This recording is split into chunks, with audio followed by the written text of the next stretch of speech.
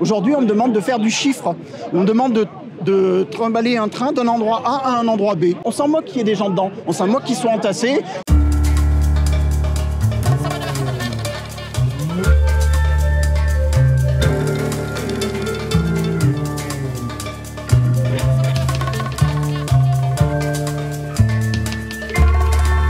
C'est une volonté politique de Valérie Pécresse de réduire l'offre de transport.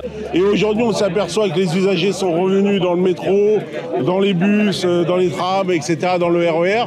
Avant, il y avait une vraie politique à la RATP, c'est qu'on faisait du préventif. Aujourd'hui, on fait du curatif. On attend que les choses pètent pour commencer à les réparer. La RATP attire sur la corde, elle veut faire du bon travail mais avec le moins d'effectifs possible.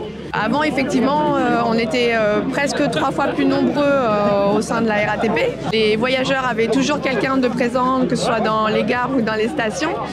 Malheureusement, aujourd'hui, c'est plus le cas. Comment vous expliquez justement cette difficulté à embaucher aujourd'hui à la RATP? Travailler les week-ends, les jours fériés, ne pas avoir les vacances qu'on veut, avec des salaires légèrement au-dessus du SMIC quand on rentre à la RATP, les gens rentrent, ils font 2-3 mois et ils démissionnent. C'est la première fois qu'ils demandent à des conducteurs de métro de ramener des gens qu'ils connaissent. Si on est des privilégiés, qu'on gagne bien et que c'est un métier intéressant, pourquoi ils sont en galère de conducteurs de métro? Pourquoi les gens ne postulent pas?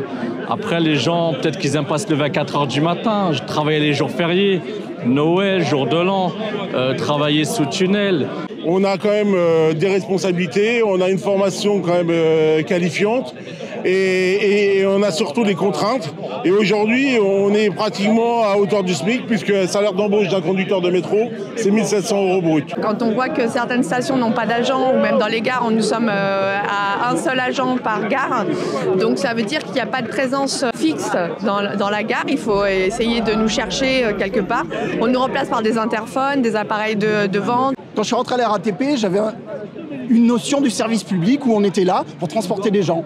Aujourd'hui, on me demande de faire du chiffre. On me demande de trimballer un train d'un endroit A à un endroit B. On s'en moque qu'il y ait des gens dedans. On s'en moque qu'ils soient entassés. On s'en moque qu'ils aient des retards fabuleux. Aujourd'hui, on n'arrête pas de parler du réchauffement du climat, donc la nécessité d'avoir des transports publics et d'avoir vraiment des transports collectifs qui fonctionnent pour le public. On ne met plus les moyens.